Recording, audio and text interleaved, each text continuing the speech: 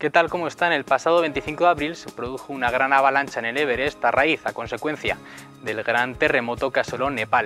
Hoy en Implicados entrevistamos a uno de los supervivientes de esta avalancha y en la segunda mitad del programa hablaremos de voluntariado internacional en verano. Les invito a acompañarnos en el programa de hoy. Comienza Implicados.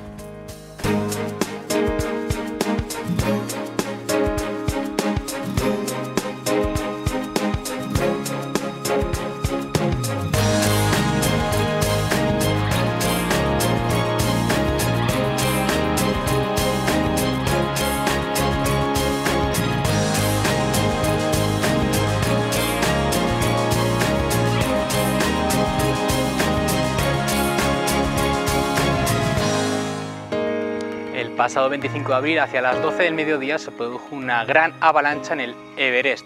Hoy entrevistamos a uno de los supervivientes de esta avalancha producida también como consecuencia del terremoto que asoló Nepal. Está con nosotros Javier Camacho, él es montañero, reconocido fotógrafo y miembro de la Asociación Española de Fotógrafos de la Naturaleza. Bienvenido, gracias por estar aquí en Implicados. Hola, buenos días, ¿qué tal? Bueno, lo primero, antes que preguntarte un poco cómo viviste pues, esta situación, esta gran avalancha, ¿qué hacías ahí? ¿Por qué te encontrabas en el campamento base? Bueno, pues habíamos ido hasta allí para intentar ascender el Lhotse, que es la cuarta montaña más alta del planeta, sin el uso de oxígeno artificial ni el apoyo de serpas de altura. Entonces el Lhotse comparte campo base con el Everest e incluso ruta común hasta casi los 8.000 metros. ¿Alrededor de cuántas personas podéis estar en ese campo base? Bueno, el campo base del Everest es una de las montañas más masificadas. Bueno, o la más masificada, podría haber unas 500 personas, 400 más o menos en el campo base. En ese momento, en el momento que se desata, digamos, la avalancha, ¿cómo lo sientes, cómo lo percibes? ¿Qué es lo primero que oyes? Bueno, pues estábamos tranquilamente en la tienda de campaña descansando y sentimos un pequeño temblor. La verdad es que allí no se notó mucho temblor. En un principio no sabíamos que había sido producto de un terremoto, ¿no? Porque la tienda de campaña está situada encima de hielo y entonces amortiguó mucho el movimiento, ¿no? Entonces nosotros pensábamos que ese pequeño temblor se había producido por la avalancha que venía del Pumori, porque 1 segundo y medio, 2 segundos como mucho después de ese temblor se oyó un ruido tremendo. Enseguida supimos que era producto de una avalancha gigante, porque ya habíamos sufrido alguna otra avalancha pequeña. Entonces enseguida abrí la tienda de campaña y ya vi que efectivamente, pues eso, la montaña del Pumori que yo tenía enfrente se venía abajo literalmente, ¿no? Y por la proporción tan grande de hielo que se veía caer para abajo y la nube que estaba empezando a montarse, enseguida me di cuenta de que sin lugar a dudas nos iba a afectar, ¿no? Veníais llegar, digamos, desde arriba, veíais la gran avalancha, la gran nube de Sí. nieve, de hielo que venía hacia vosotros. En ese momento, ¿en qué piensas? Pues bueno, no pensé, el instinto de supervivencia la verdad es que es muy grande, ¿no? Y no pensé nada, no más que en ponerme las zapatillas de forma inmediata y salir corriendo en dirección contraria de donde provenía la avalancha para buscar algún sitio en el que me pudiera refugiar, ¿no? Lo primero, correr lo más rápido posible. Me caí 2 o 3 veces al suelo porque la cabeza siempre quería correr más que las piernas y situarse pues detrás de una pequeña colina, y bueno, pues eso, solo piensas en salvarte y en ponerte lo más lejos de esa avalancha que viene, ¿no? Al final conseguí meterme detrás de una pequeña colina de rocas y de hielo, junto con mi compañero de expedición, que también hizo lo mismo, y bueno, enseguida ya empezó a pasar la avalancha en forma de nieve expulsada a una velocidad verdaderamente terrible, pues por encima de nosotros, ¿no? Durante unos 13-14 segundos estuvimos en esa situación tan angustiosa, ¿no? Pensando, ahí sí que me dio tiempo a pensar, pues que tal vez no pudiera volver a ver a mi familia, ¿no? Porque la verdad es que pensábamos que detrás de aquella nieve, polvo que venía, nos iba a alcanzar el hielo, las rocas, y la verdad es que pensé por un momento que me iba a quedar ahí, ¿no? Fue un momento de mucha angustia, no podía respirar, me estaba ahogando, estábamos envueltos en nieve, polvo, y la verdad es que en ese momento sí que me dio tiempo a pensar pues que podían ser mis últimos momentos, ¿no? ¿No llegó a vosotros, digamos, esa masa de nieve o hielo? ¿Llegó a la zona donde estáis vosotros? ¿Se quedó un poco más arriba? Bueno, efectivamente, la zona más afectada del campo base, que fue la media, tampoco se vio afectada por lo que es un típico alud de nieve, ¿no? En el que la gente queda sepultada, no. El campo base en realidad estaba tan alejado de esa montaña de la que se desprendió la nieve del Pumori, que a lo que afectó terriblemente al campo en su parte media fue como la onda expansiva de una gran bomba, ¿no? Hay que tener en cuenta que fueron miles de toneladas cayendo desde una altura terrible, muy grande. Entonces, cuando toda esa masa de hielo llegó al suelo, se desintegró y salió despedida a una velocidad terrible, ¿no? Eso es lo que hizo que se proyectaran muchísimas piedras de gran tamaño sobre las personas y que muchas cosas, utensilios que estábamos utilizando los expedicionarios fueran despedidas contra la gente, ¿no? Bombonas de butano, mesas, sillas, tiendas de campaña, y todo esto fue lo que golpeó a la gente, ¿no? Entonces, las heridas que tenía esta gente no es lo típico de una avalancha en la que quedan sepultados y pueden morir por asfixia, no, no, esto fue pues como una bomba gigantesca, ¿no? La gente tenía unas heridas verdaderamente espantosas. La imagen que solemos tener de la avalancha es la que comentas, la de gente sepultada por la nieve. Sí. En vuestro momento, cuando os refugiáis, ¿os dio tiempo de sobra? ¿Fuisteis justos? No, no, fui súper justo, o sea, y de hecho si hubiera podido correr más para ponerme más lejos, porque yo entendí que aquello era tan grande y la veía tan próxima que yo pensaba que nos iba a enterrar, ¿no? A sepultar. Entonces la idea era siempre correr lo más lejos posible, siempre y cuando teniendo la prudencia de que te tenías que meter detrás de algún sitio cuando te fuera a alcanzar la avalancha. Entonces la verdad es que no corrí hasta donde yo hubiera querido correr, ¿no? Pero bueno, es que ya no me dio tiempo a más, me tuve que refugiar ahí, pues ya no me da tiempo a más. Cuentas que fue como una gran bomba porque cayó, digamos, pero por lo que entiendo no cayó como la imagen que podemos tener una avalancha de caer por la ladera, sino sí. A pico, como quien dice. Sí, cayó a plomo. A plomo. Hay que tener en cuenta que el Pumori es una montaña... Para haceros una idea de la situación geográfica. Una montaña muy vertical, tendrá en esa parte unos 3.000 metros de desnivel tranquilamente, o sea, es una pared impresionante. Y imagínate, empezó a caer de arriba, fue arrastrando seracs que había colgando y bueno, pues imagínate 3.000 metros de caída libre, miles de toneladas de hielo súper compacto. Cuando llegan al suelo es que eso salió despedido a una velocidad terrible, ¿no? Y el viento que aquello mueve, ¿no? A la gente que le alcanzó, es decir, os podía haber alcanzado a vosotros, ¿era porque se encontraban en una situación peor que la vuestra? Bueno, peor, pues, con peor fortuna que la vuestra. Sí, en definitiva, al final es cuestión de suerte simplemente, ¿no? Es cuestión de suerte.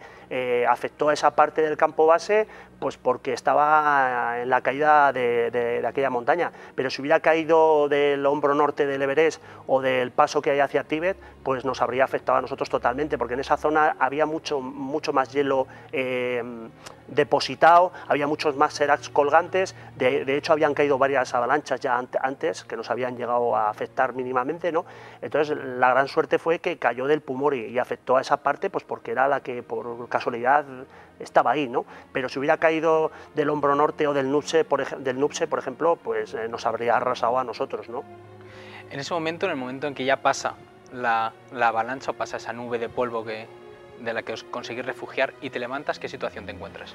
Bueno, pues veo que mi compañero está bien, que era lo que más me preocupaba también, ¿no? Una vez que tú te encuentras bien y que has superado ese primer momento crítico, ver que tu compañero está bien, luego nos acercamos enseguida a nuestro propio campo base, vimos que todas las personas que componíamos, era una expedición internacional en la que había polacos, iraníes, peruanos, entonces vimos que todos nos encontrábamos bien y bueno, enseguida ya pensamos que, pues eso, si nosotros nos encontrábamos relativamente lejos del Pumori y nos había afectado de esa forma, pues la zona más afectada tenía que estar devastada, ¿no? Y entonces tampoco nos dio tiempo a pensar mucho más, enseguida nos dirigimos allí corriendo pues para tratar de ayudar a la gente, porque en definitiva no había nadie más, no más que nosotros para ayudar, ¿no? ¿Cuáles fueron las labores que realizasteis? Bueno, pues en principio sí, en principio encontrar a la gente, había mucha gente pidiendo socorro, gritando, y en principio pues por lo menos darles reconfortarlos de que había gente allí, que íbamos a ayudarles. Empezamos pues eso, a ir descubriendo a la gente, porque estaba diseminada, había mucha gente a la que había tirado el viento, la fuerza de la onda expansiva a metros muy lejanos, entonces ir recogiendo a esta gente, y como hacía frío porque estaba nevando, hacía mal tiempo, empezamos a montar unas tiendas de campaña en las que cabían 4 o 5 heridos y los íbamos recogiendo a los que podíamos mover, porque había algunas personas que no se las podía mover, estaban tan afectadas que había gente que se estaba desangrando allí mismo. Por ejemplo, había gente que me cogía de la mano, no te quería soltar, se estaban muriendo, no querían morir solos. Entonces, momentos muy dramáticos, ¿no? Pero bueno, en principio lo que hicimos fue juntar a la gente, algunos moviéndolos con mucho cuidado porque tenían problemas de columna, tenían fracturas muy grandes, las fuimos reuniendo en tiendas de campaña de 4 personas más o menos, y entonces venía un médico de una expedición comercial, porque al final había allí 3 o 4 médicos de expediciones que empezaron a hacer las primeras labores, ¿no?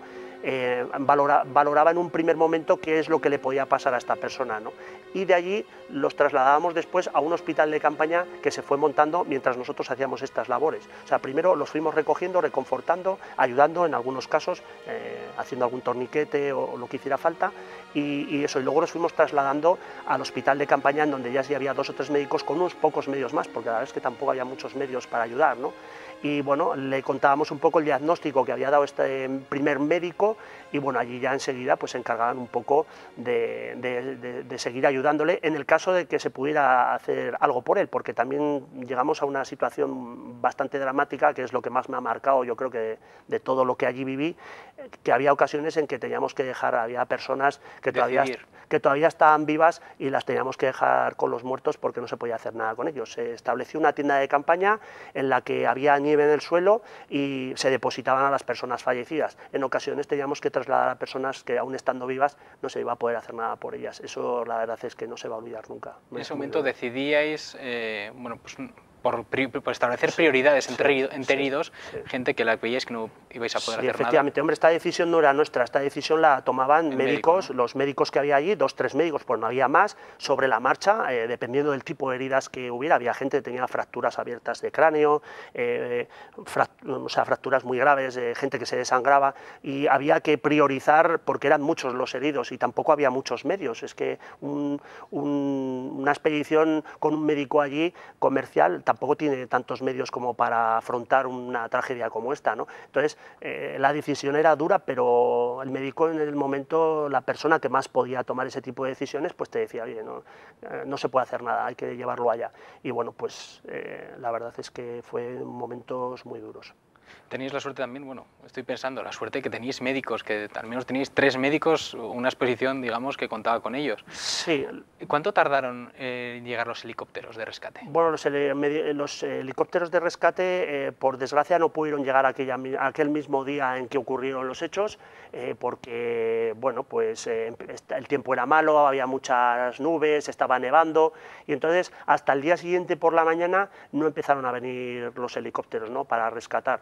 Enseguida que empezamos a oír que llegaban los primeros helicópteros al amanecer justo, que ya se había despejado, pues fuimos corriendo otra vez para trasladar a estas personas desde estos hospitales de campaña que se habían montado a los helicópteros, ¿no?, porque en realidad éramos nosotros los únicos que podíamos ayudarles. ¿Cómo fue esa primera noche? La noche en la que ves que no va a llegar el helicóptero en ese día, tienes que pasar la noche hasta el día siguiente, esa espera. Sí, ¿Cómo lo bueno, vives? pues por un lado piensas en esta gente, sabes cómo estaban, ¿no?, estos heridos que tenían pues heridas muy grandes, y decías, pues esta gente no va a aguantar una noche en esa situación, ¿no?, y pensabas en ellos, y luego sobre todo también mucha angustia hacia nosotros porque había réplicas, había continuos aludes más pequeños, y la verdad es que en la zona que nosotros nos encontrábamos, como te comenté antes, pues era una zona en que si cae una luz grande del hombro norte del Everest, por ejemplo, es que no había salvación. Entonces dormimos, yo pasé 2 noches allí muy dramáticas, en las que dormía vestido, con el saco simplemente puesto por encima, con el frontal puesto, con las botas puestas, y cada vez que sonaba el más mínimo ruido de avalancha salíamos todos corriendo para tratar de protegernos, también muy bien sin saber hacia dónde, intentando escuchar de dónde venía el ruido, porque de noche tampoco ves mucho, ¿no? Entonces fueron 2 noches terribles. ¿Cuántas réplicas llegasteis a vivir?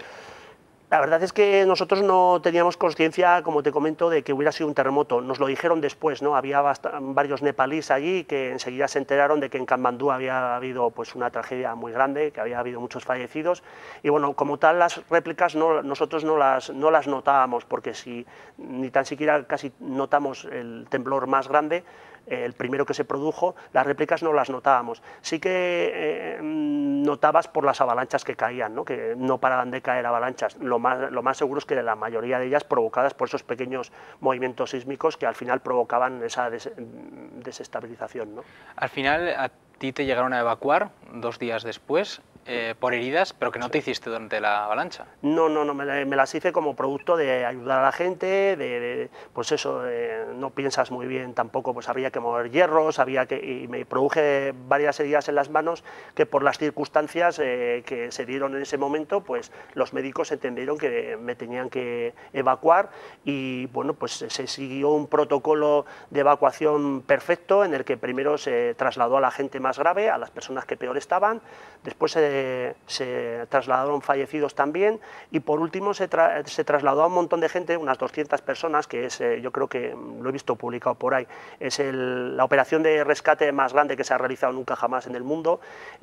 Como consecuencia de estos movimientos y de los desprendimientos, la cascada del Khumbu, lo que es el camino de acceso hacia el Everest, hacia el Valle del Silencio, pues se colapsó y se cayeron escaleras, se cayeron cuerdas y hubo mucha gente, de hecho hubo varios muertos también en esa zona, ¿no? Cuando se produjo la luz, y hubo también gente que subió a rescatar a algunas personas heridas allí. Bueno, pues hubo mucha gente que se quedó colgada arriba, ¿no? Unas 200 personas aproximadamente que se quedaron cortadas en el campo 1 y en el campo 2. Entonces, los helicópteros, después de evacuar a heridos ya fallecidos, se dedicó a uno por uno o 2 personas solo, porque a esa altura solo podían volar con 2 personas, pues rescataron a todo el mundo que se había quedado colgado arriba, ¿no? Y bueno, después de todo eso, pues a mí me evacuaron a Lukla. Comentas en una entrevista a Diario Navarra, estamos hablando de todas las labores de rescate, también de todo lo que os pusisteis a hacer, nada más los supervivientes, digamos, de esa avalancha, los que estabais ilesos, pero comentas en una entrevista en Diario Navarra, en este tipo de situaciones los miserables afloran. Sí, la verdad es que tanto ver el aspecto más humano de las personas, ¿no? El hecho de ayudar de forma desinteresada, incluso arriesgando tu vida porque se siguen produciendo aludes. Hubo gente que en contraposición pues, se dio a la fuga rápidamente, ¿no? Incluso hubo un médico por lo menos que se dio a la fuga, no quiso ayudar y él se marchó, pues entendía que estaba en un sitio muy peligroso y se marchó. Igual que él hubo mucha gente que también se marchó, huyendo de forma despavorida, ¿no? Hacia abajo, presa del pánico, ¿no? Y bueno, incluso ves gente pues que pues te mira mientras tú estás ayudando o que ni tan siquiera se movió del campo base. Hubo varias expediciones de gente que no se movieron de donde ellos estaban, no estaban afectados, no se vieron afectados y no se movieron para ver si había heridos o no los había y mucho menos ayudar. Y bueno, y gente pues eso que estaba allí y que tampoco ayudaba, salvo en el caso de que le solicitaras ayuda de forma muy desesperada porque ya llega un momento en que no podías con los heridos. Materialmente llevábamos tanto rato moviendo gente que estabas muy cansado y no podías y tenías que pedir ayuda y había gente que te ayudaba y otros que no te ayudaban, que se quedaban mirando y ya para mí lo más fuerte, pues mucha gente que se dedicaba a hacerte fotos o a grabar, ¿no? O sea, no puedes aprovechar este tipo de circunstancias. Yo que me dedico a la fotografía, pues yo podía haber cogido mi cámara también para hacer fotografías, pero yo no puedes aprovechar estas cosas pues para intentar sacar beneficio, porque la verdad es que si no ayudas a la gente que está allí, se pueden morir por tu culpa. Entonces, es simplemente el hecho de ponerse en el lugar de ellos, ¿no? ¿Cómo te gustaría que a ti te trataran, ¿no? Entonces, en este tipo de situaciones, pues ves el lado positivo y el lado negativo del ser humano, ¿no? También comentas que se establece una ley del más fuerte en ese momento, en una situación tan extrema. Sí, también, sobre todo a la hora de salir de allí, ¿no? Hubo gente que tenía mucho dinero y bueno, pues aprovechó su circunstancia de poder y de dinero pues para conseguir que el helicóptero, pagando más dinero, lo evacuara a él, ¿no? Antes que, si te descuidas, incluso a los heridos, ¿no? O en Lukla mismamente, pues el hecho de que también lo mismo, el que más dinero pagaba o el que más contactos tenía, o pues bueno, era la ley de la jungla un poco, ¿no? ¿Cómo te afecta vivir esa situación? Pues ese lado oscuro del ser humano. Bueno, porque todos lo conocemos, que puede pasar, pero otra cosa es vivirlo y palparlo. Bueno, te afecta negativamente. ¿No pierdes un poco la fe en el ser humano? Bueno, un poco sí, la verdad es que un poco sí, pero bueno, también piensas en lo que te decían los médicos estos que de forma desinteresada, los médicos de las expediciones comerciales, de forma desinteresada hicieron todo lo posible por ayudar a la gente, ¿no? Y se quedaron allí también. Entonces, bueno, lo cierto es que te das cuenta de que el ser humano tiene pues ese par de facetas. Y bueno, ¿con cuál te quedas? Pues bueno, cada uno que se quede con la que quiera quedarse, ¿no?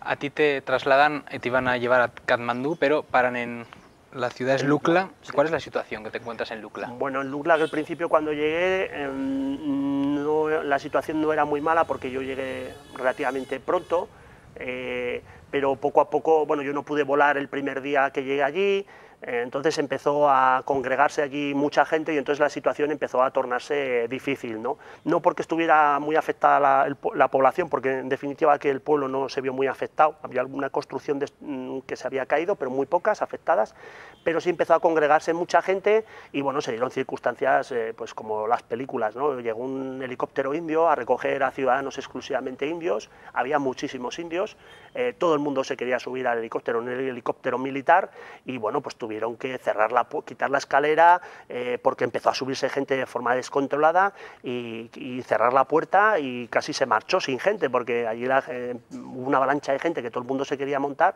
y bueno, la verdad es que eso que puedas ver en las películas, cuando tú lo estás viendo allí te quedas bastante sorprendido, ¿no? Y te vas dando cuenta de que aquello se va llenando de gente, se va llenando de gente y que, bueno, tampoco la situación era tan dramática como para querer abandonar el lugar tan rápidamente. Yo tenía unas circunstancias especiales que aconsejaban que me marchara lo más pronto posible y eso era lo que a mí me preocupaba, si no, no hubiera tenido tampoco tanto problema en quedarme, ¿no? Pero te das cuenta de esas cosas, ya es que, bueno, pues parece que al final te transmiten como más inquietud y más gravedad de la que en realidad está ocurriendo, ¿no?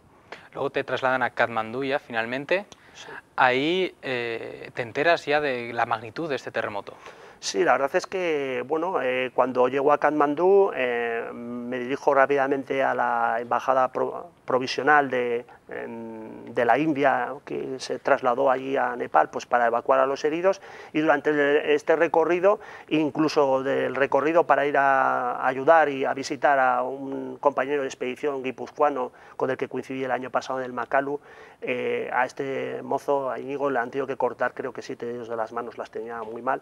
Bueno, pues durante ese trayecto también del hospital te das cuenta un poco de la proporción de lo que ha ocurrido, ¿no? De vez en cuando, Katmandú es muy extenso, muy grande, las construcciones no son muy grandes, pero es muy extenso, y de vez en cuando veías algún edificio, alguna casa que se había caído, producto del seísmo, y te das cuenta de que la situación era muy lamentable porque no habían podido mirar absolutamente si había gente dentro o no, o sea, la casa se había caído y estaba sin tocar, esto unos 4 días o 5 después del seísmo. O sea, había construcciones en las que no se había mirado a ver si todavía había gente, porque no daban abasto, no tenían medios suficientes como para abordar una situación como esta, ¿no?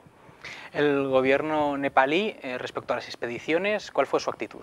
Bueno, yo creo que la actitud no ha sido muy correcta, a diferencia de China, por ejemplo, que ha reservado el permiso que tenían de ascensión para el Everest, por ejemplo, en su caso, pues para toda esta gente que se tuvo que bajar, les han reservado el permiso durante, creo que son 3 años para poder volver a ascender la montaña. El gobierno nepalí hizo todo lo contrario, ¿no? Sino que animaba a seguir con las expediciones, sin tener en cuenta sobre todo la voluntad de los propios sherpas que había allí trabajando, que podían tener familiares afectados por el terremoto, y que el gobierno nepalí pues estaba apoyando el hecho de que tuvieran que seguir trabajando allí para recuperar el camino del Khumbu y que las expediciones continuaran allí como si no hubiera pasado nada, pues sobre todo con el hecho de evitar que eso tengan que respetar ese permiso que había para el Everest o para el Lhotse para futuros años, ¿no? ¿Qué puede mover al gobierno nepalí a no parar las expediciones, incluso animar a que se continúe en una situación así tan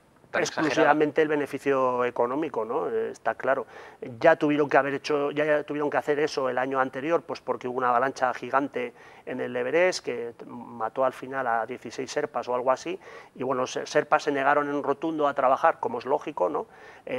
A trabajar allí, y entonces al gobierno nepalí no le quedó otra opción que suspender todas las expediciones al Everest y al Lhotse, y pues el permiso que se había pagado mantenerlo a toda la gente afectada durante 3 años. Es lo que tenían que haber hecho este año otra vez, pero bueno, simplemente pues por un tema económico, pues te animan, sabiendo que no se podía, porque sabían que era imposible seguir subiendo, pues bueno, te dicen que se puede seguir solo con el hecho de evitarse, pues eso, el tener que respetar el permiso pues a las 400 personas o 300 que hubiera allí para ascender, ¿no? ¿Cómo ha sido tu regreso aquí a Navarra? Bueno, pues al principio bastante duro, sobre todo pues porque me encontraba psicológicamente bastante afectado por lo vivido allí. Por las noches tenía muchas pesadillas, no podía dormir, me venían a la cabeza instantes, imágenes muy duras que a mí me había tocado vivir, y bueno, sobre todo los primeros días muy duros, sobre todo por eso psicológicamente, pero bueno, luego con el tiempo, pues sobre todo con la ayuda de la familia fundamentalmente y de amigos, pues la situación se ha ido mejorando, ¿no? Ahora me encuentro bastante mejor, más tranquilo. Y bueno, pues eso sí, la familia me ha ayudado Sobre todo mucho. la familia, ¿no? El apoyo familiar. Sí, me encuentro mucho mejor ahora ya. Has ascendido por encima de 8.000 metros en 6 ocasiones. Sí, si más no o me menos. He equivoco. hecho seis expediciones a montañas de 8.000 metros, casi, bueno, en todas ellas me he quedado a una altura cercana entre 7.500 y 8.000 metros, siempre me he dado la vuelta por cuestión meteorológica y he conseguido ascender un 8.000, ¿no? Pero en dos ocasiones más me he quedado a 8.000 metros también sin conseguir hacer cumbre. Y digamos, tras esta desgracia, esta situación que has vivido, ¿piensas en volver a intentar hacer un 8.000? Pues la verdad es que esta es la primera vez que he vuelto aquí sin un proyecto ya definido para el futuro, ¿no? Siempre me ha pasado lo mismo. Cuando estaba subiendo siempre dije que iba a ser el último, porque la verdad es que lo paso muy mal, es muy duro y la verdad es que yo no puedo entrenar mucho, y me cuesta mucho esfuerzo y sufrimiento el conseguir hacer cumbre o subir hasta esa altura, ¿no? Entonces siempre, cuando estaba subiendo decía, joder, este es el último, pero bueno, cuando llegaba al campo base siempre decía, venga, al año que viene a otro sitio, y siempre tenía decidido antes de volver a dónde iba a ir al año siguiente, ¿no? Este año la verdad es que la situación ha sido tan difícil y lo tengo todo tan reciente que ahora mismo no estoy pensando en volver. Sí que reconozco que a la montaña voy a volver. ¿A un 8.000? No lo sé, tampoco lo descarto, ¿no? En un futuro, pues eso, el tiempo lo cura todo. Pero si no voy allí, pues iré a otro sitio, ¿no? A Perú, a Tayikistán, Pamir, a algún sitio volveré seguro. Aparte de montañero, sobre todo es fotógrafo, hacer reportajes fotográficos de todos estos paisajes que ves, además muy premiados. ¿Cómo financias tus expediciones? Bueno, pues gracias a este tipo de actividad que hago, ¿no? De la fotografía, muchos concursos. Este año, por ejemplo, pasado he ganado unos 14 o 15 concursos y proyecciones, ¿no? He puesto este año también muchas proyecciones, también puse unas 15 o 18 proyecciones y la verdad es que pues son mi único fuente de dinero, ¿no? De ingresos para conseguir hacer este tipo de actividades que son desde luego muy caras, ¿no? De estos proyectos que mueves está el audiovisual Mountain Dreams, que ayer se proyectó en Tudela, si no me equivoco, se va a proyectar en el 17 de junio aproximadamente, en Burlada también. Sí. ¿Qué consiste este Mountain Dreams? Y la semana pasada en Pamplona se proyectó. Sí, sí. Bueno, Mountain Dreams, más que un proyecto, es una filosofía de vida, ¿no? Hay un montón de gente, por ejemplo, gente que se quedó ahí en el campo base o la gente que se queda en las montañas, que su filosofía de la vida es estar pensando en ascender montañas, entre otras cosas, ¿no? Pero es consciente de que, o somos conscientes de que te estás jugando la vida, de que te estás jugando el futuro de tu familia o tu futuro profesional. Entonces, ¿qué encontramos allí para ser capaces de arriesgarlo todo, ¿no? Pues bueno, es un amor pleno hacia la naturaleza, hacia la montaña, y bueno, Mountain Dreams es esa especie de filosofía de vida en la que siempre estamos soñando con ascender a alguna montaña o acercarnos a alguna montaña que sea especialmente atractiva por alguna circunstancia, ¿no? No solo también por la montaña, sino también a lo mejor por la cultura de la gente que vive alrededor, ¿no? Porque a la vez que voy a subir una montaña, pues me gusta conocer la forma de vida de la gente, su religión, su cultura, y además plasmarlo con fotografías, ¿no? Entonces, pues si vas a Pakistán, totalmente distinto a ir a Tíbet o totalmente distinto a ir a Nepal. Me gusta, pues eso, el plasmar esos bellos instantes, sobre todo porque son atardeceres, amaneceres, fotografía nocturna, que rodea la montaña y que es la que nos empuja a estar soñando, ¿no? Con subirlas, con estar cerca, con pasearnos por esos paisajes tan bellos en los que el ser humano además es muy pequeñito, ¿no? Muy vulnerable sobre todo. Efectivamente. ¿No? Tiene algo que llama mucho a los montañeros, además del peligro, ¿no? Los montañeros tenéis algo ahí, sí. Hombre, la a verdad pesar de ese riesgo que... Sí. que está siempre presente, ¿no? Y que por Sí. lo que cuentas plasmas en Sí. Motor and Dreams. Sí, Mientras sí. hablabas me venía una frase Sí. de Iñaki Ochoa de Olza, creo Sí. que es: prefiero Sí. vivir como un tigre Sí. pocos Sí. años que como una Sí. oveja, que Sí. salía en el documental Pura Sí, Vida. efectivamente. Y bueno, un poco esa Sí, esa es idea esa de filosofía, la filosofía del efectivamente, montañero. efectivamente, esa idea de estar pensando en montañas, en lo bien que te encuentras viviendo ese tipo de experiencias, ¿no? El paisaje, la naturaleza. A mí en realidad el peligro no me gusta la adrenalina, no me gusta, y eso que practico otro tipo de deportes, sobre todo enfocados para el tema del alpinismo, ¿no? Porque hago escalada en hielo, pero en realidad a mí lo que me gusta es vivir ese tipo de paisajes de una forma muy íntima con la propia naturaleza, ¿no? Porque en realidad al final te acabas olvidando de todo y te concentras pues en lo que estás viendo, ¿no? En la grandeza de la naturaleza y la conexión tan íntima, tranquila con ese tipo de paisajes, ¿no? Javier, te quiero agradecer enormemente el que has venido hoy aquí a Implicados a contarnos tu experiencia, a compartir con nosotros. Muchísimas gracias por venir. Vale, muchas gracias a vosotros, de verdad. Gracias. Y ahora vamos a pasar unos minutos a publicidad y a la vuelta volveremos para hablar de voluntariado internacional de jóvenes aquí en Navarra.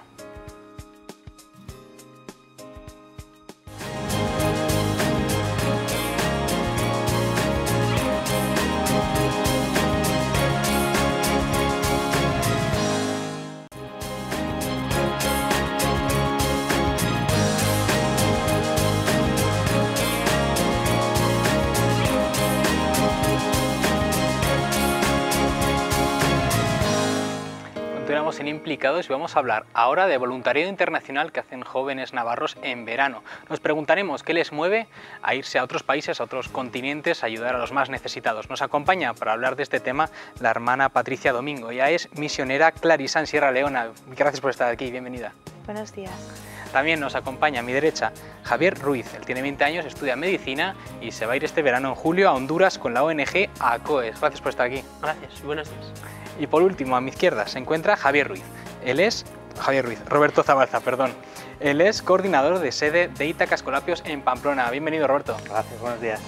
Bueno, antes de preguntaros un poco qué mueve a los jóvenes a irse a un país, bueno, como puede ser Honduras, como puede ser Sierra Leona, como puede ser Bolivia, Ecuador, Brasil incluso, yo quiero preguntaros un poco, para situarnos, las labores que hacéis, por ejemplo, vosotras, las misioneras clarisas en Sierra Leona. ¿Qué labores realizáis ahí? Pues sobre todo la educación a las niñas y labores médicas. Nosotras trabajamos, bueno, yo concretamente trabajo en un dispensario médico en una pequeña villa de Toncolili que se llama Malnantiwan y atendemos unos 50 pacientes al día más o menos. ¿Desde hace cuántos años tenéis actividades de voluntariado, moviéndolas desde Pamplona? Un montón, o sea, unos 20 años. Este año y el año anterior lo hemos tenido que suspender por la epidemia de ébola y como todavía no hay plena seguridad de que ha terminado la epidemia, este año no lo hemos podido organizar, pero llevamos 20 años y en 2016 pensamos mandar otro grupo. ¿Estos grupos cómo los organizáis? ¿Cómo los movéis? ¿Cómo los promovéis? Quiero decir, ¿se apunta gente de la Universidad de Navarra, estudiantes? Generalmente son estudiantes de los últimos cursos de medicina de la universidad, pero el año antepasado fueron 25 personas, un grupo muy grande, incluso especialistas ya, o sea, médicos especialistas, estudiantes de los últimos cursos y estudiantes de otras facultades. Fue un grupo muy grande y entonces se pudo organizar también paralelamente a la atención sanitaria del dispensario de los poblados, organizar una escuela de verano con 100 niños. Todo el mundo, digamos, que tenía esa oportunidad de dar algo, de aportar algo a ese voluntario de Sierra Leona. Sí. En vuestro caso, Roberto, estuvieron hace unas semanas aquí, bueno, miembros de Ítaca Escolapios. Vamos a hablar ahora de esa labor, de ese voluntario internacional que tenéis. Un poco en qué países desarrolláis vuestra actividad. Bueno, ahora mismo, sobre todo, estamos en países de América Latina, Venezuela, Bolivia, Brasil, pero también ha habido personas que han ido, por ejemplo, a Camerún y a algún otro país. Entonces, desde Pamplona, generalmente, lo que hemos apoyado con más fuerza, por razones pues bueno, de historia nuestra, ha sido proyectos en Bolivia y en Brasil, ¿no? Desde hace ya 15 años ha habido gente de Pamplona que ha estado colaborando, primero en Brasil, sobre todo en tema de centros socioeducativos con chavales de las favelas, etcétera, y un poco más tarde, pues a partir de 2001, en Bolivia también, en un pueblo, Anzaldo, un pueblo muy pequeño en los Andes, donde hay un internado rural y una escuela pues, para los chavales campesinos de la zona, ¿no? Y durante más o menos 10 años, algo más quizá, hemos estado apoyando con gente, enviando pues, gente que impulse esos proyectos educativos pues, en Brasil y en Bolivia.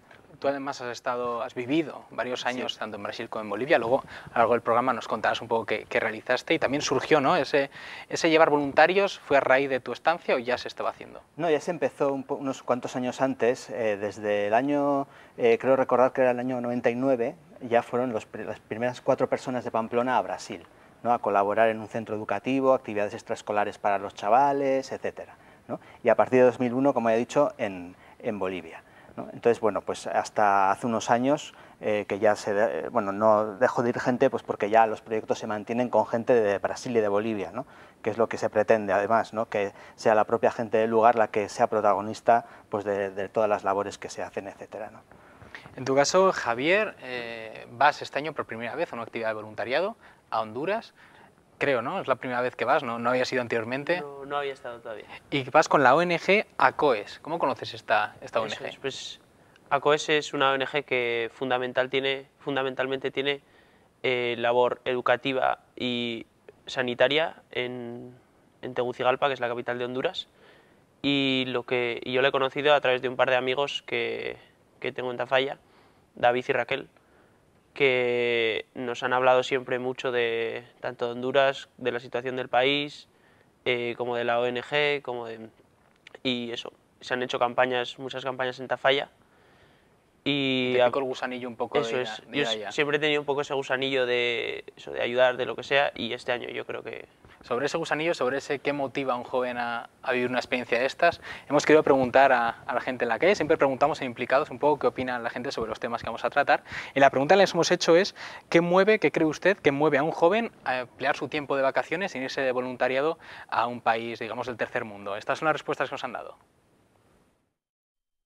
Pues porque la gente joven tiene muchos valores. Tiene unos valores tremendamente positivos y solemos tener la idea de que están muy despistados, de que no saben qué hacer, de que no tienen pretensiones, pero realmente tienen unos valores muy interesantes y que hay que tenerlos muy en cuenta.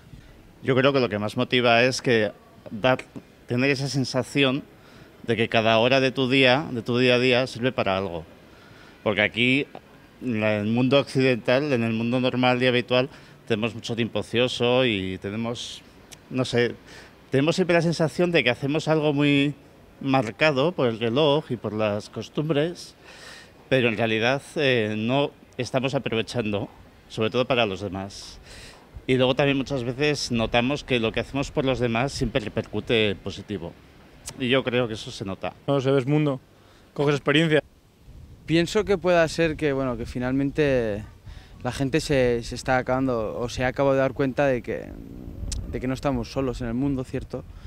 Que el nivel de vida que aquí muchos llevamos o podemos llevar o llevan no es igual que el que llevan en otros países. Y aparte, yo desde mi experiencia tuve la oportunidad de ir a México y conocer un poco los lugares más miserables de un país como este. Te digo que no es tanto el dinero que aprovechas en hacer estas cosas, sino lo que luego... Yo creo que la gente es conocedora de que después te queda un sentimiento muy agradable, de que has hecho algo realmente útil. En tu caso, Javier, ¿cómo definirías ese sentimiento de querer ir a Honduras este verano? Pues... ¿Qué te motiva? ¿Qué me motiva? Pues es un poco todo, ¿no? Es decir, o sea, yo he sido hasta ahora monitor de un grupo juvenil aquí en Tafalla, que es precisamente donde conocí a David y a Raquel. Y no, ese sentimiento de ayudar, o lo que decía también el último, esa buena sensación que se te queda aquí a ti y por lo que puedes dar, ¿no? Por lo que... Tú ya tienes esa experiencia, digamos, de que dando recibes mucho más. Sí, como se suele decir, una frase. Sí, eso es. En vuestro caso, Roberto, hermana Patricia, te pregunto a ti primero, Roberto, por tu experiencia con jóvenes, que pasarán multitud de jóvenes por Ítaca Escolapios, ¿qué les mueve tanto a las labores que realices aquí como a ese querer ir, pues este paso que quiere dar también Javier de decir, oye, voy un poco más allá? ¿Qué llevan dentro? Pues a ver, yo creo, a mí me ha gustado mucho lo que han comentado de que los jóvenes tienen muchos valores, ¿no? Y es cierto, ¿no? Es una generación diferente a la mía, ¿no? Y con unos valores humanos que también hay que aprender de ellos, ¿no? Como siempre, yo creo que las motivaciones son muy variadas, ¿no? Hay desde motivaciones muy altruistas o muy vinculadas a la solidaridad, ¿no? Al deseo de hacer la justicia, al deseo de colaborar con las personas que están más empobrecidas, ¿no? Ahí hay una serie de valores que toda la gente que se mete en temas de voluntariado, etcétera, pues los vive con mucha intensidad, ¿no? Y luego pues hay otro tipo de valores, igual si quieres más centrados en la propia persona, ¿no? Pues que puede ser, por ejemplo, el sentirte útil, o que puede ser el dedicar el tiempo que tienes, que igual estás inactivo, pues a hacer algo, bueno, para no estar quieto, ¿no? Bueno, hay otra serie de temas igual más vinculados a tu situación personal, ¿no? Como siempre, yo creo que lo importante es que las motivaciones, aunque no sean del todo puras, por lo menos sí que sean conscientes, ¿no? Y yo creo que hay también una labor importante que hay que hacer con los cooperantes, es todo el tema de discernir un poco, o de ver un poco qué es lo que te mueve, porque si sabes identificar ese tipo de cosas, pues seguramente vas a hacer tu tarea mejor, ¿no? Y vamos a trabajar con personas y hay que hacer las cosas pues bien, ¿no? Y con cabeza, ¿no? Entonces ahí hay un tema importante. En vuestro caso, hermana, tras estos 20 años que lleváis mandando jóvenes a Sierra Leona en el periodo de verano, esa primera, digamos, inquietud que pueden tener, o esas ganas, ¿se intensifican cuando ya están en Sierra Leona? Sí, sí, sí. Se dan cuenta se relativizan sobre todo las cosas y se dan cuenta de lo mucho que se puede hacer con lo más pequeñito, como dar sonreír a alguien. Que te sonría un opoto, que llaman ellos, es ya un montón. Y eso lo aprecian, y estoy de acuerdo con mis compañeros que se dan cuenta también, bueno, eso ya antes, ¿no? Cuando han hecho el discernimiento de ir a prestar un servicio, de que no estamos solos, de que son nuestros hermanos, ¿no? Que viven en otro lugar, han tenido que nacer en otras circunstancias, pero que si tenemos la oportunidad de echarles una mano, pues ¿por qué no? No sé, poner nuestro granito de arena en hacer un mundo un poco más humano. Habláis de un discernimiento, digamos, de una preparación, entiendo también, bueno, para ver que tampoco sea una pedrada que te da de, oye, me quiero ir a pasar el verano allá, sino realmente una concienciación. En tu caso, Javier, ¿cómo ha sido esta preparación previa a ir a Honduras? Vas además a finales de junio, ¿no? Sí. ¿Cómo ha sido esta preparación? Pues en ACOES insisten mucho lo que decía él, Roberto, en que el que vaya con las cosas claras, bien preparado lo primero sabiendo cómo está la situación allá, y luego sabiendo cómo es la actitud de un voluntario, un misionero, ¿no? Con la gente de allá, respecto a también cuando vuelvas, cómo vivir aquí, sabiendo cómo está en realidad el mundo.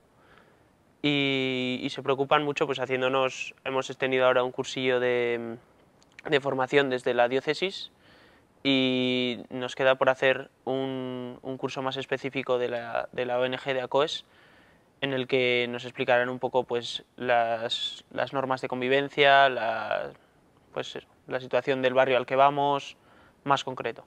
Vais sobre todo a labores educativas, principalmente. Sí, eso es. Allá en Honduras el padre Patricio, que es el que empezó a mover el tema de ACOES y tal, sobre todo se dedica a la labor educativa de Tegucigalpa. Entonces tienen montadas 3 escuelas con unos 4.000 niños.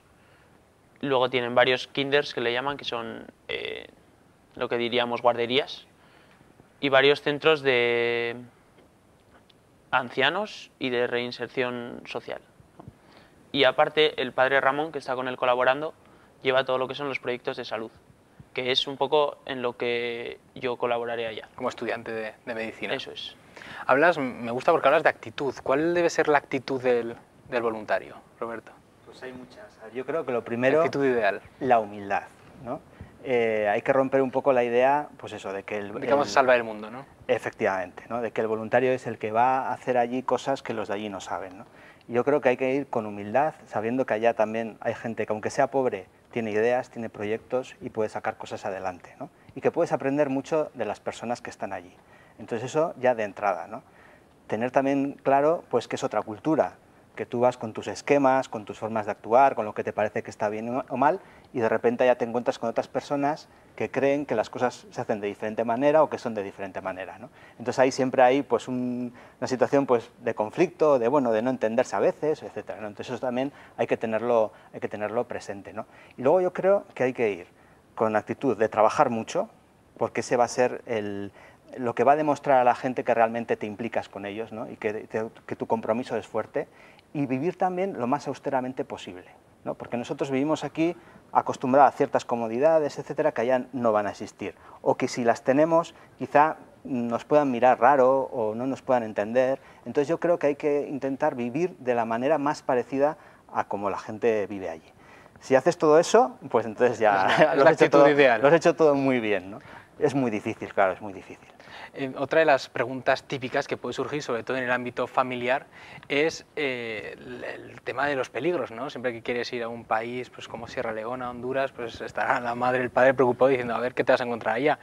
Y también sobre eso hemos querido preguntar en la calle, sobre exactamente no sobre los peligros, sino si a una experiencia de estas un joven puede ir realmente bien preparado. Nos han respondido esto. No, peligros no. Los jóvenes tienen mucha fuerza, tienen mucha integridad, son fácilmente adaptables. Pues si es la primera vez que vas, nunca vas preparado, pero ya sabes a lo que vas. Quizás haya un equilibrio entre la preparación en unas cosas en realidad conocida por parte de esos países que nosotros desconocemos y al revés. La parte que nosotros conocemos de cómo sabemos nosotros hacer que las cosas funcionen aquí, que allí no tienen ese conocimiento. Quizás ese equilibrio bien trabajado es el que haga que funcione. Que nunca sabes a lo que te expones, evidentemente en según qué calles de según qué ciudades, en según qué países, pues eso te puede costar un disgusto o un enfrentamiento, un atentado terrorista, depende a qué país vayas.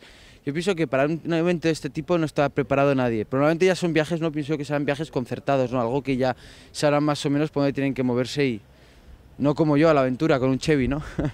No, seguro que no vas bien preparado, pero bueno, ya te prepararás allá, no creo que pase nada. Y si pasa otra experiencia, oye, que tampoco... ¿Realmente, hermana Patricia, se puede ir bien preparada a una experiencia de estas? No. ¿O siempre tiene que estar ese factor riesgo presente? Sí, o sea, yo estoy de acuerdo con Roberto en lo que ha dicho. O sea, hay una preparación y hay que tener una mentalidad de humildad, de respeto, pero es una realidad desconocida. Por mucho que te hablen de ella, que te expliquen cómo es y que te digan tienes que tener cuidado con esto y con esto y con esto y con esto, cuando llegas allí es otra cosa. Y preparado, no, yo creo que no. ¿Roberto? Sí, la realidad siempre te desborda, ¿no? Y la vida es imprevisible, y cuando pasas una temporada en otro país, pues va a haber cosas que van a surgir y vas a tener que tener, bueno, la suficiente habilidad como para lidiar un poco ahí, ¿no? La actitud de la gente, porque puede ser unos peligros, siempre receptiva. Sí, yo la vivencia que yo tengo es que la acogida ha sido siempre muy buena. Sí, quizás uno de esos peligros. La acogida que nosotros hemos vivido, y yo creo que es algo general de todos los que hemos estado en América, en lo que conozco yo, la actitud ha sido de acogida, de gente que te ha apreciado, que te ha cuidado mucho, y nosotros por nuestra parte de mucho agradecimiento, ¿no? Porque hemos sido primero acogidos por los escolapios que están allá, pero también por toda la gente que está colaborando con ellos, etcétera, ¿no? Entonces, en ese sentido, nuestra experiencia ha sido siempre muy positiva. ¿Qué es lo que más suele marcar a un joven que hace esta experiencia? Lo que se lleva a casa, hermana. Pues es que tendréis luego se escribirán, ¿no? A la vuelta sí, escribirán, claro. hermana, gracias por... Sí, y vienen muy impresionados, pero es que Sierra Leona concretamente es un país tan necesitado que ha salido de una guerra de 10 años de duración y ahora con el ébola es un país que ha sufrido muchísimo y a pesar de eso lo que les marca es que la gente es feliz, porque a veces lo que los voluntarios, justo lo que decía Roberto, ¿no? Tienes que ir con humildad, no pensando que vas a cambiar el mundo y que vas a salvar África, no, incluso a veces ya aprenden, ¿no? De allí y eso, o sea... Más esa actitud de la gente que lo está pasando peor, Sí. que quizás son más felices. Bueno, se suele decir mucho eso, ¿no? La gente que suele La venir, que gente están es- implicados, mucha gente que ha estado de voluntariado y siempre comenta eso, ¿no? Que Y viven luego felices también se dan cuenta en la miseria muchas de veces. que realmente la ayuda que se pide es real. Que cuando en Occidente los misioneros dicen hace falta un pozo de agua, ahí es Realmente hace real, falta, o sea, es que no hay agua, la gente muere de sed o los niños mueren de malaria. Sí, palpar no es, una realidad que sí, muchas veces vemos en revistas, en televisión, pero que hay palparla a primera ahí mano. lo ves. Para ir finalizando, Javier, última pregunta, ¿qué opinan tus amigos al respecto?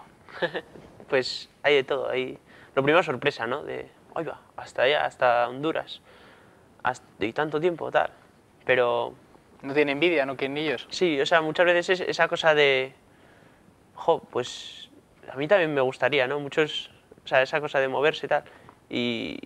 Y es que es eso, la gente muchas veces no se plantea que se puedan hacer estas cosas. Pero cuando se lo plantea surge dentro de todos, muchos, sobre todo los jóvenes, pues esa inquietud, ¿no? Eso. Yo espero que después de este programa mucha gente que no se haya visto le haya surgido esta inquietud de querer hacer un voluntariado, si no este año, el que viene. Os quiero agradecer a los tres el haber estado aquí, el haber hablado de este tema, compartido con nosotros. Gracias, Javier, Roberto, hermana. Y a todos ustedes les esperamos la semana que viene aquí a la misma hora. Pasen una feliz semana.